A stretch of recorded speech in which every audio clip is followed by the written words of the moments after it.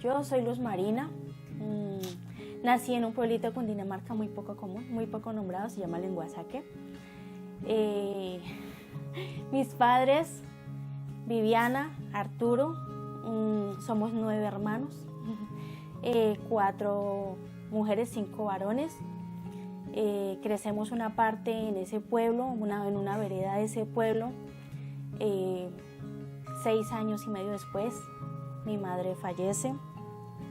Quedamos a la deriva todos porque pues papá, no sé si decirlo, se acobardó, de pronto le dio temor la responsabilidad de 9 hijos, entonces prefiere abandonar el barco y dejarnos cada uno a la deriva, ¿no? Entonces cada uno tuvo que buscar su salida, de pronto su qué voy a hacer ahora.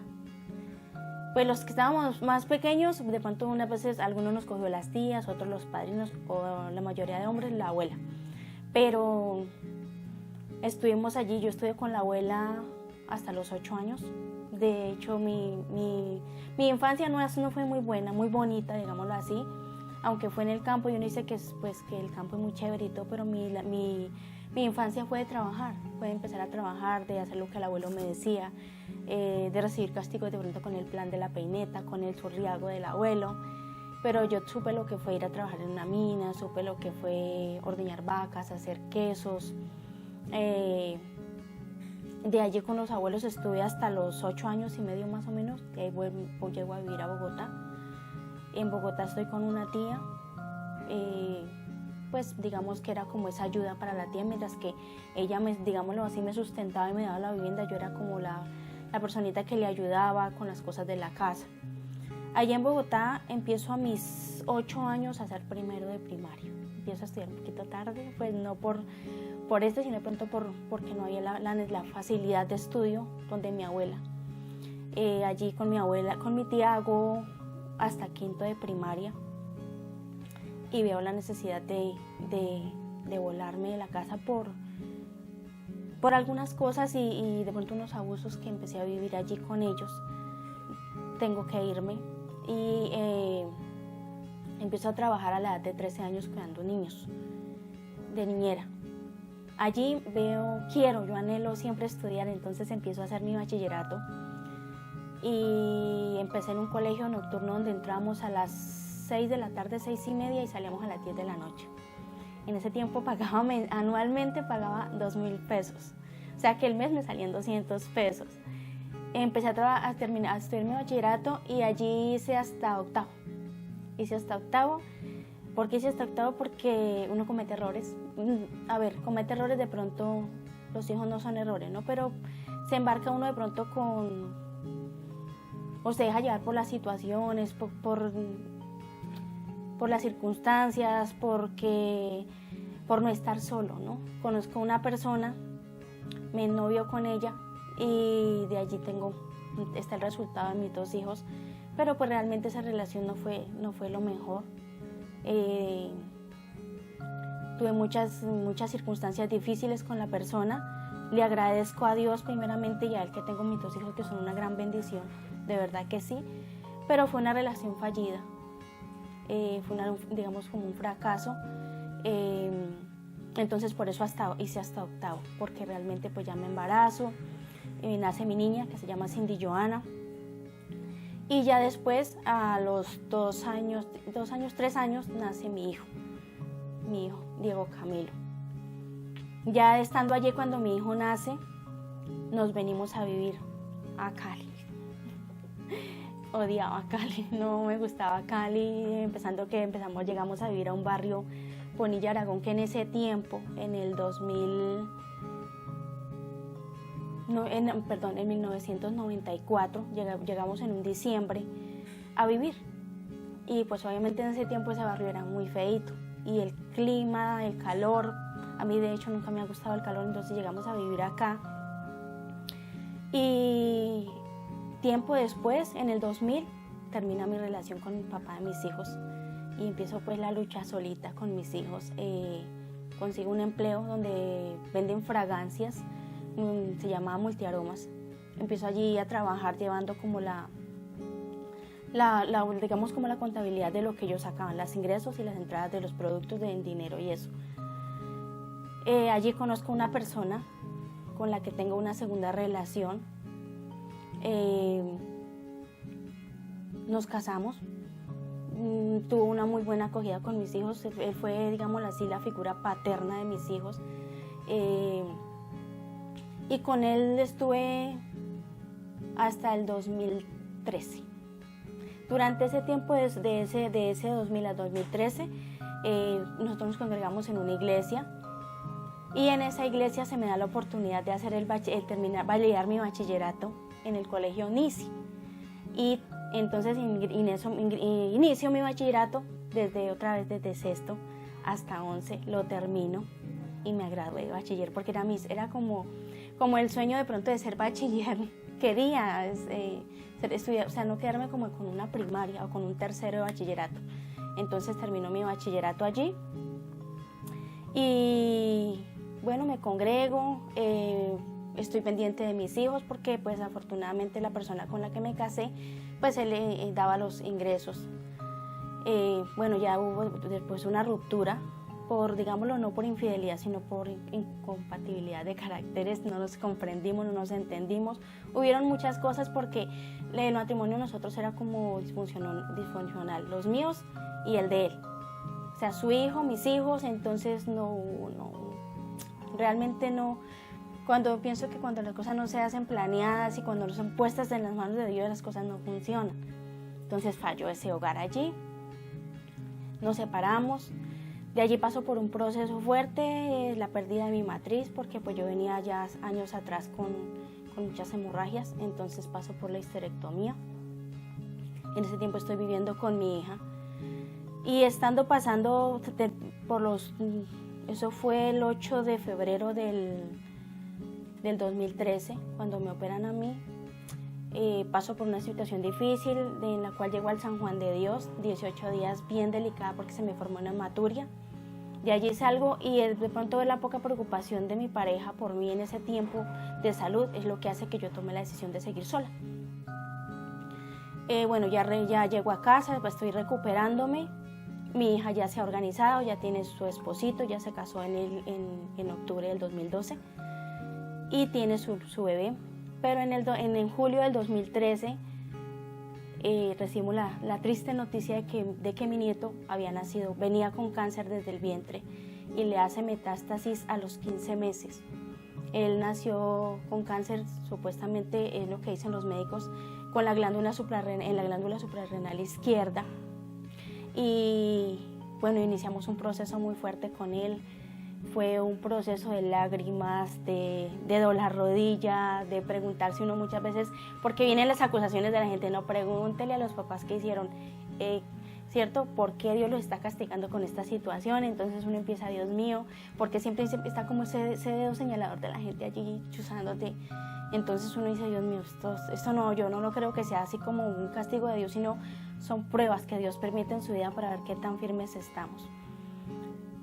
Para resumir, mi nieto le daban un mes de vida en la clínica Fundación Valle de Lili. Le sacan pues todo su programa de exámenes, gamografía, tomografía, todo lo que tienen que hacer, y le dicen que es el cáncer neuroblastoma, que dicen que de 1001 y de 100 ninguno, y pues le tocó a él. Empezamos la lucha. Él vive en la Valle de Lili, digo que vive porque son 8 meses y medio, casi 9 meses que él está ahí en la Valle de Lili viviendo con mi hija, en el cual él pasa por 7 cirugías. Él pierde su riñón izquierdo, fue reanimado, él estuvo prácticamente más allá que acá, pero como la última palabra no la tienen los médicos, ni la ciencia, ni la medicina, sino Dios. Entonces Dios se glorifica en él y lo saca adelante. Y puedo decirles que hoy día disfruto de un nieto de 10 años y pico, 10 años y medio, ya casi cumple los 11 años, y disfrutamos de él. Aunque 3 años después de haber salido él de la clínica, come una comida que le genera una bacteria y entra en falla renal. Él en este momento depende de medicamento, y depende del medicamento que el riñón no le sostiene, porque como tiene uno solo, entonces él le elimina, entonces hay que estárselo sustituyendo. Entonces, debido a eso, él entra en falla renal y respiratoria. y queda prácticamente en coma dependiendo de un ventilador por 18 días. Y los médicos nos dicen no hay nada que hacer, está con un mostrico, hinchado, otra vez lágrimas, otra vez llorar, otra vez pedirle a Dios, Señor, tú lo hiciste una vez, tú lo vas a volver a hacer, tú te vas a volver a glorificar. Y los médicos decían, no, él no sale de aquí. Hubo un médico que le dijo a mi hija, siempre llegaba y le preguntaba, ¿cómo está tu hijo? Y ella le decía, muy bien, doctor, muy bien. Entonces él le decía, pues, o sea, ¿no estás viendo cómo está tu hijo? Entonces un día le dijo, entonces que en Navidad, pues tráigale los juguetes. Entonces yo le dije a mi hija, muy tremendo que un médico diga eso. Porque uno realmente le habla a muchos médicos de Dios y ellos no creen en Dios. Ellos como que no les gusta como que uno ponga a Dios sobre ellos. Aunque les duela, es así, Dios está sobre ellos porque lo que ellos saben es porque Dios se los ha enseñado. Pero a ellos no les gusta. Entonces mi hija sabe como que triste, mira lo que me dijo el médico. Y nosotros siempre tratamos de animarla, ¿no? Siempre, no mami, no importa, Dios es Dios y tú sabes que siempre tenemos el respaldo de Él y Dios no lo va a sacar de allí. Volvió y salió de allí. Y hoy día él está así con sus citas médicas con oncología, nefrología, endocrinología, porque su hormona de crecimiento también se afectó, entonces su crecimiento es muy lento. De hecho, los médicos dicen que la hormona de crecimiento de lo que está haciendo es muy poco, casi un 15%, el resto no está haciendo nada. Pero bueno, ahí vamos en la lucha y creyendo en Dios que va a salir adelante. Esa es relativamente mi vida hasta hoy, pues hoy día pues vivo sola, disfruto de mi hijo, vivo de mis nietos, de mis 2 hijos y vivo con mi hijo, que es como mi mano derecha, es como mi bastón. En el 2014 noto una masita, una bolita pequeñita en esta parte superior del seno. Me inquieta porque yo me hago mi examen, pues como nos han enseñado que lo debemos hacer, y me inquieta esa bolita y acudo al médico y le digo, doctora, lo que pasa es que yo empecé a notar una bolita que haciéndome el examen, noto una bolita en esta parte superior del seno y me preocupa. Entonces ella me dice, vamos a hacerte una eco. Me manda la eco y sale que es una glandulita mamaria inflamada, pero me manda vitamina E. Ya me dice que con vitamina eso se va desvaneciendo con el tiempo. Y yo me confío y yo acudo así por la misma situación casi 3 años. ¿Cierto? Y siempre me mandan a seguir tomando vitamina E. Pero resulta que en el 2017 a comienzos más o menos noto que la lentejita ha crecido como un frijolito, como este tamañito del dedito, y empiezo a sentir un dolorcito acá en la espalda, ¿no? Entonces acudo a la doctora y le digo nuevamente que pues que ya me inquieta porque esa cosita ha crecido, esa bolita, esa masita, y que ya me está generando, o que tengo dolor de espalda y no sé si tenga que ver con ello. Me manda otra ecografía. Obviamente uno pide esas citas y nunca las dan como tan acá, sino que siempre las dan distantes. Entonces soy diligente y me afilio a Sedima y entonces voy a Sedima a sacarme mi ecografía. Cuando la doctora me saca la ecografía, ella suelta su palabrota y se asusta y me asusta porque me dice, ay, esto es un cáncer. Me la soltó así. Yo sentí que el mundo me vino encima, que un frío de la cabeza y un peso me bajó así. Porque pues la verdad, muy en el fondo de mi corazón yo lo presentía. Aunque no era tan grande ni esto, pero yo lo presentía porque además de eso, yo sentí que el pezón mío empezó a cambiar y se empezó a contraer. Y que me formaba como unas arenitas o algo en el alrededor. Yo dije, esto no es normal. Entonces ya cuando ella me manda eso y me dice, no mujer, usted tiene que andarle así a esto, tiene que irse ya, pero ya. Le digo, doctora, pero es que yo no tengo cita, simplemente me mandaron esto, yo tengo que volver donde la doctora, pero no te mandaron con mastología ni con... Le dije, no señora, a mí no me han mandado con ello. Me dice, no, esto tiene que esperar, esto tiene que andarle ya, tienes que irte ya con este resultado. Le dije, pero no me van a atender. Ella me dice, ¿dónde te atienden? Le digo, yo en Torres. Me dice, yo soy conocida, no sé qué, de Torres, andate para allá que te atiendan. Le hago caso, me voy para allá, resulta que me dice, no te podemos atender sin cita previa. Entonces yo digo, no, aquí no hay de otra sino pedir una cita nuevamente en Sedima con mastología e irme donde un mastólogo a que me revise esto.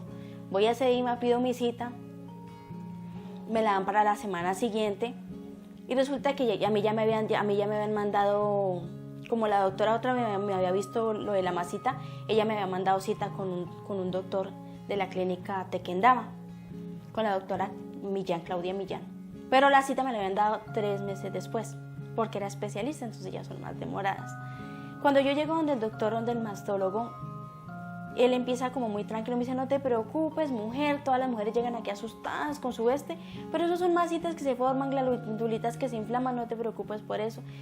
Y yo, doctor, pues yo necesito que usted me revise, yo necesito que usted me valore. La verdad, cada vez el dolor es más fuerte. Y me dice, ay, no se preocupe, mujer. Entonces yo iba con una excuñada en ese tiempo y ella dice, doctor, ¿usted por qué no mira los exámenes? Porque es que ni siquiera había leído lo que decía la eco. Y me dice, ay, bueno, ve y colócate una batica y yo te reviso. Cuando él ya me mira y esto él ya realmente, yo noto que él no haya qué hacer o qué decir porque se siente como apenado, como que yo, ¿por qué tan fresco? Y la situación de ella es compleja. Entonces él me dice, ay, no, mujer, esto es un cáncer. Esto es un cáncer, me dice. Entonces yo le digo, ay, doctor, ¿por qué usted me dice que es un cáncer? Me dice, mujer, porque es que lo que estoy viendo yo, no necesito leer un resultado, lo que yo estoy viendo me refleja que es un cáncer. Me dice, te vas de cirugía, quimio y radio. Cirugía, quimioterapia y radioterapia. Y yo, ¿eso qué es? O sea, ¿cómo se come? Porque yo no sé de cirugías, pero quimio y radio realmente son cosas que como uno no estaba no esto. Yo dije, bueno, cuando entonces me dice él, ¿y tú ya tienes cita con algún oncólogo o algo? Le digo, no, señor, yo sí tengo cita, pero la verdad está muy lejos. Me dice, esta mujer no espera. Esto no te da espera. Me dice, ¿dónde tienes cita tú? Le digo, yo tengo cita en la clínica de Tequendama. Me dice, ¿con quién tienes cita en la clínica de Tequendama? Le digo, con la doctora Claudia Millán. Me dice, amiguísima mía, espérame, yo te ayudo. Él llama a la doctora Claudia Millán y le dice, doctora Claudia, tengo una paciente aquí bastante delicada, con un cáncer para mí avanzado. Yo necesito que usted me la atienda, pero ella tiene cita hasta dentro de 3 meses con usted. ¿Cómo hacemos para que la atiendas antes? Ella le dice, yo no te la puedo atender mañana, pero mándamela el lunes. Dígale que se venga el lunes y en cualquier momentico que yo tenga espacio yo la meto. Entonces él dice, listo, pero hazme un favor. Yo quiero que la atiendas juntamente con Mateus, con el doctor Gilberto Mateus, que él era oncólogo. Ella es mastóloga, él es oncólogo. Dice, porque es que la verdad yo creo que ella va a necesitar del apoyo de ese médico porque lo de ella es bien delicado. Listo, entonces ya yo me voy con eso. Salgo pues desboronada porque pues ya 2 personas que me dicen lo que muy en el fondo yo sospeché, yo digo, Dios mío, ¿y ahora en qué zapatos me voy a poner yo? ¿Ahora en qué zapatos me pongo, Dios? Ya yo había pasado por esto con mi nieto, pero Dios mío, yo no me lo esperaba. O sea, yo no vivirlo en los zapatos de otro. Uno dice, bueno, sí, duelito, pero ya tenerlo que vivir yo, Dios mío. Bueno, yo pienso que lo que pasó con mi nieto fue como una preparación. Ya, bueno, voy el día lunes, me atiende la doctora Claudia Millán, ella llama al doctor Gilberto Mateus, y entre ellos 2 me valoran y se miran entre sí, miran a la persona que me iba acompañando y dicen, mujer, no te preocupes, yo te voy a mandar exámenes, te voy a mandar una biopsia, te voy a mandar una resonancia, bueno, todos los exámenes de rigor, pero pues la verdad esto es un cáncer. O sea, yo te lo puedo decir en mi conocimiento, esto es un cáncer. Tienes que prepararte. Y yo empiezo a llorar. Él mira un cuadro de Jesús que tiene allí en un de cirugía y me dice, lo único que yo te puedo decir, tú ves ese hombre que está allí. Le digo, sí, señor. Me dice, agárrate de la mano de él.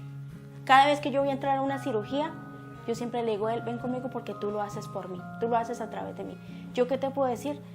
Agárrate de él, que él es el único que te puede ayudar. Nosotros cumplimos con lo que nos corresponde, pero ustedes tienen que aferrarse a él, que él es el único que hace lo imposible. Me encantó porque muy difícilmente se encuentra uno con un médico que tenga esa como esta de creer en Dios. Y yo asisto a una iglesia cristiana. Me manda todos los exámenes de rigor y todo eso, y efectivamente todo sale positivo. Cuando me hacen la biopsia, obviamente ese tumor empezó a crecer tanto que puso de 11 por 11 centímetros, era ya como el tamaño de una naranja. Y el 31 de octubre del 2017, el día de cumpleaños de mi hija, recibimos la noticia confirmada de que sí es un cáncer y que pues realmente se agrandó tanto el tumor que el doctor dice, no voy a empezar con quimio para reducir el tamaño del tumor porque no te voy a abrir así, está muy grande. El cáncer tuyo es un triple negativo, es un cáncer que realmente es muy agresivo y solamente te lo puedo atacar así con esta quimio y no te puedo mandar quimio después porque no sabemos qué estamos atacando. Entonces efectivamente empiezo con quimioterapias en Unicáncer, me hacen 23 quimios. Después de las quimioterapias me hacen cirugía, mastectomía radical, vaciamiento de ganglios y luego empiezo radio. Me hacen 17 radioterapias en el HV, en el departamental. De ahí para acá, bueno, ese diagnóstico, esa noticia, mi hija es como muy más tranquila por lo que ya había vivido con su hijo, entonces me dice, mamá, bueno, pues no te vas a enfrascar, no te vas a enfocar en el sufrimiento, no vas a mentalizar la enfermedad, como te dijo el médico, mamá, pues vamos a lucharla, y si Dios nos dio la victoria con mi hijo, nos la va a dar con Jacob, aunque siempre hay el temor, ¿no? De que como ya el médico ya ha dicho, está tan grande, está a nivel 4, puede estar regado por el cuerpo. Cuando el doctor me dice, no, te tengo una muy buena noticia, está a nivel 4, pero está encapsulado en el seno. Yo dije, gloria a Dios. Gracias, Señor, porque cuánto amas a esta mujer que tantos errores tiene y me está dando una segunda oportunidad, porque si está allí, la quimio va a reducir y la cirugía va a terminar de hacer lo suyo y ya. Mi hijo me dice, mamá, él se parece a una persona muy tranquila, muy fresca. Él me dice, mamá, yo siempre he puesto todas las situaciones de la familia en manos de Dios, así como puse lo de Jacob, está lo suyo. Entonces yo sé que todo está en manos de Dios. Sin embargo, fue un proceso duro, la pérdida de mi cabello, verme sin pestañas, sin cejas, es duro verse esa partecita, pararte en un espejo y verte sin tu seno es una parte que psicológicamente afecta mucho, que aún yo puedo decir que hoy día esa parte duele, esa parte es muy sensible, yo no soporto que me toquen porque el hueso de esta parte del tórax me duele bastante. El quedar imposibilitado de pronto para hacer fuerza con este brazo, o sea, eso cambió mucho mi área laboral, eso sí afectó bastante mi área laboral, porque ya no puedo hacer lo que hacía antes, ya no puedo utilizar como los químicos como antes, que el olor de pintura, que el olor del límpido, que cosas que uno utilizaba antes ya no las puedes hacer ahora, ¿cierto? Entonces eso cambia bastante tu estilo de vida. En cuanto a familia, mucho acogimiento. Muchas veces me encontré con muchas influencias de personas como, por ejemplo, menos mal que no tenés marido, porque imagínate vos sin calva y con tu esposo, qué pena, o sin el seno, qué vergüenza. Entonces son cositas que uno dice como que, ¿cómo es que me dice esto, cierto? Entonces yo qué hice cuando escuché esos comentarios, me encerré. Yo dije, yo no quiero ver a nadie, no quiero que nadie me visite, yo no quiero, de hecho las invitaciones en Unicáncer hacen muchas actividades, yo a todas me negué porque me daba, digámoslo así, como no quería ser como el símbolo de atracción o que yo quiero verle dar como esta sin cabello, yo quiero darle como esta sin pestañas. Entonces dije, no, yo me encierro. Yo solamente salía de mi casa a Unicáncer, a mis quimios, y volvía a mi casa y ya. Ese fue relativamente mi situación durante el proceso con la quimio. Mi emprendimiento nace de un sueño. Yo empecé en alguna ocasión con la inquietud estando en Unicáncer de los turbantes, y a mí me gusta mucho como las manualidades. Entonces en alguna ocasión estando en Unicáncer vi personitas que se les hacía necesario como que no soportaban la peluca, sino que necesitaban como algo más suave. Entonces yo dije, los turbantes es una muy buena idea y yo debería hacer turbantes. Y como yo trabajaba con una señora en una fábrica de blusas en control de calidad y todo eso, yo dije, chévere empezar a decirle a ella que me regale como retacitos, y yo empiezo a hacer como turbantes, balaquitas, a ver cómo me queda. Y eso se quedó allí. Y un día estaba yo durmiendo y tuve un sueño donde yo me veía haciendo turbantes, y me soñé con una palabra, Éxodo 35:35, donde el Señor habla de los talentos. Y sentí una voz que en el sueño me decía que me pusiera a hacer turbantes. Me dijo, para el sustento tuyo y para que dones. La condición es que para que hagas, para que te sustentes, para que te ayudes económicamente, pero también para que dones. Y yo dije, sí, voy a empezar a hacer turbantes. Y empecé como a pensar, bueno, yo hago, pero entonces empezó mi cabeza yo quiero hacer turbantes, yo quiero donar, yo quiero hacer esto, yo quiero hacer lo otro. Y ahí empieza mi emprendimiento por un sueño. Para mí es como la visión de Dios proyectada en mi corazón para que yo ejecute ese plan, para que yo tenga como esa, no solamente de pronto la entrada económica, sino también la distracción, para que uno se enfoque en otras cosas. Entonces lo vi como no solamente como una oportunidad económica, sino como una oportunidad de distracción. Bueno, yo llego a Diana, a la Fundación Por Ti, Por Mí, Por Todas, porque María Adis, que asistía también a Unicáncer, me habla de la fundación. Y yo le digo que quiero ir, que quiero pues como empezar a visitar sitios para despejar mi mente y para hacer otras actividades que me saquen como de la rutina de lo que estoy viviendo. Sin embargo, eso se queda así y ni le vuelvo a preguntar a ella, ni ella me dice el nombre, ni me invita, ni nada. Entonces un día yo busco la Fundación Por Ti, Por Mí, Por Todas y la encuentro en Facebook y encuentro el número de telefónico de Diana y yo la llamo y le digo que quiero asistir a la fundación. Entonces llego a la fundación, yo llegué en diciembre del 2018 que hubo un desfile, recuerdo que desfilé un vestido verde y ese fue mi primer como salida pues con la fundación, ¿cierto? En ese desfile y de ahí me quedó gustando, me gustó porque se hacían integraciones, se hacían compartir, entonces eso te ayudaba a salir como de la monotonía y de la rutina y te despejaba la mente y te sacaba de lo que estabas viviendo, entonces me encantó. Me gustó porque no era solamente yo, sino que me di cuenta que muchas de las que estaban allí estaban viviendo el proceso, habían vivido el proceso y que de pronto eran situaciones más difíciles y más duras que las mías. Entonces me gustó y allí me quedé en Por Ti, Por Mí, Por Todas, en la fundación.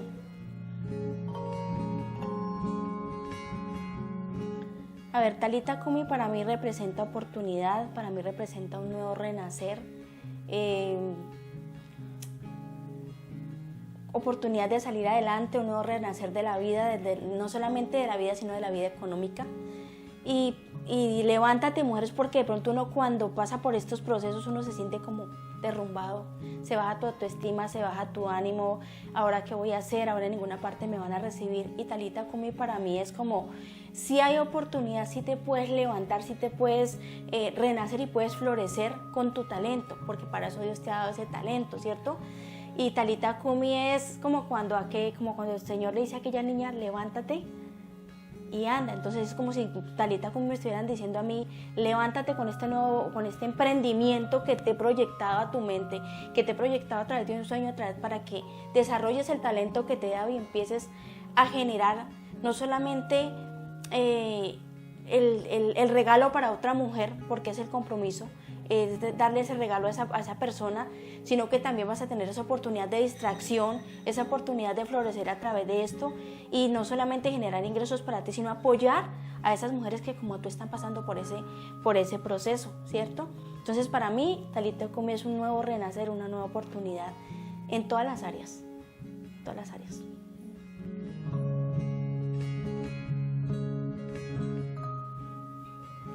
Que nos apoyen porque realmente Talitha Kumi es la oportunidad no solamente para uno, sino para muchas mujeres que van a seguir llegando y que van a tener de pronto también su sueño y allí lo van a poder desarrollar, van a poder emprender con su proyecto, ¿cierto? Entonces yo les diría que nos apoyen, que apoyen a cada una de las mujeres, no solamente de pronto ayudándonos a impartir, a compartir lo que nos compren, porque yo diría, cómprenos, apóyennos con nuestros emprendimientos, sino que también sean como ese voz a voz para que nos ayuden a que más personas lleguen a la fundación, lleguen a Talitha Kumi a beneficiarse, porque pienso que lo que uno hace es por beneficio de uno, pero también el que te compra algo, un turbante, se va a beneficiar, va a cambiar su imagen, pero también si compran por ejemplo una materita o lo que mis otras compañeras están vendiendo, van a poner algo hermoso, algo armonioso en sus hogares, y entonces pues no solamente es oportunidad para nosotros, sino que también es algo bonito para ellos, ¿cierto? Y pues que nos apoyen, yo les diría que apoyen Talitha Kumi.